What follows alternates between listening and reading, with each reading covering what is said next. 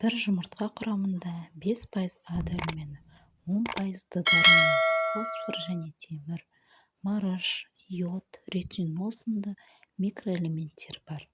Күнделікті жұмыртқа жеу көз бұлшықеттерінің жұмысын жақсартады. Әйел адамдар 40 жас шамасында остеопороз дертіне шалдығып жатады. Шала пісірілген жұмыртқа сүйекті қатайтады.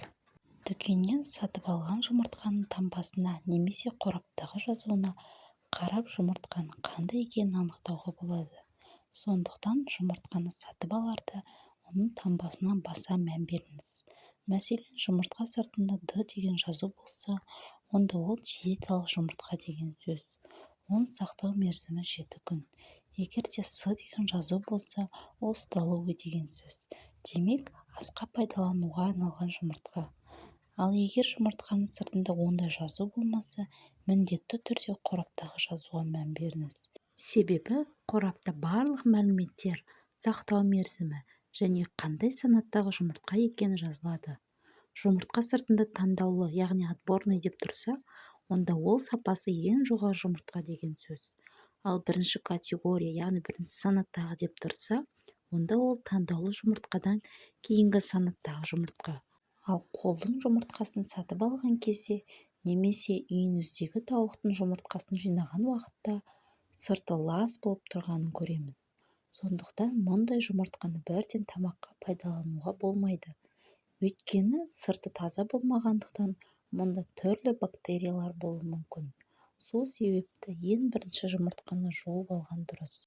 Ол үшін ыдысқа су құйып, бір ас қасықтай тұз салып, жұмыртқаны жуған кезде сыртындағы бактериялардың бәрі өледі. Жұмыртқаны қайнатып немесе қуырып жеу арқылы асқазанды ғана емес, бар ағзаны пайдалы элементтермен, дәрумендермен толтыруға болады. Құрамдағы ақуыз, йод, фосфор, селен, тағы басқа сол сияқты элементтер созылмалы аурулардың алдын алады. Сондай-ақ оның құрамында А, В, Д, Е дәрумендерінен бастап бас-аяғы 13 дәрумен кездеседі. Жұмыртқада калорий аз. Бір жұмыртқаның құрамында орта есеппен 76 калорий ғана бар. Ал майлылығы небәрі 10%. Жұмыртқа ағзадағы холестерин мөлшерін төмендетіп, жүрек, жүйке және онкологиялық аурулардың пайда болуына жол бермейді. Көптеген диеталардың мәзірінде жұмыртқа кездесіп жатады. Себебі оның арқасында артық салмақтан арылуға және салмақты бір қалыпты ұстауға болады. Тырнақ, шаш өсімі мен көздің көруін жақсартамын, тістерім маржандай таза, сүйектерім мықты болсын десеңіз, ас мәзіріңізге жұмыртқаны қосыңыз. Жұмыртқа ағзаны түрлі инфекциялардан қорғап, иммунитетті күшейтеді. Жұмыртқа бет күтіміне де пайдалы. Бір жұмыртқамен бір ас қасық балды араластырып, бетіңізге жағып 15-20 минут жатып демалыңыз. Кейін жол сумен шайып жіберіңіз. Бетіңіздің тазарып, нәрленіп, терін тартылғанын аңғаруға болады. Жұмыртқаның сарысын шашыңызға жағып, 1-1,5 сағаттан кейін жол сумен жуып жіберіңіз. Бұл ем шашыңыздың жылтыр болып, алдағы күндері ұштанбауына жол ашады. Көзіңізге сүйел шыққан кезде қайнаған жұмыртқаны ыстық күйінде басыңыз.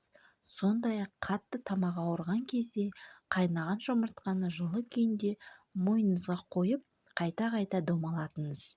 Ұзақ тұрып қалған жұмыртқаны тұтынбай және белгісіз жерден немесе көшедегі бейтаныс адамнан жұмыртқа сатып алмау керек.